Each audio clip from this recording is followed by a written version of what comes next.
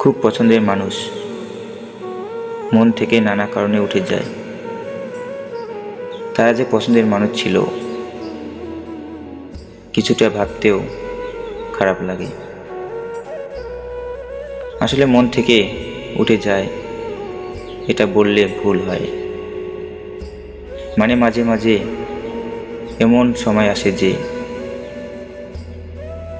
তাদের কথা ভাবলেও বিরক্তকর লাগে। তাদেরকে মন থেকে উঠে ফেলাটাই ভালো, এমনটাই মনে হয়। এই কথাগুলো থেকেই মনে হয় যে আসলে প্রিয় মানুষগুলো মন থেকে উঠে যায়, কিন্তু বাস্তবে তারা মনে ঠিকই থাকে। কেউ দেখায় না, কেউ আপনার মনের কথা বুঝবে না।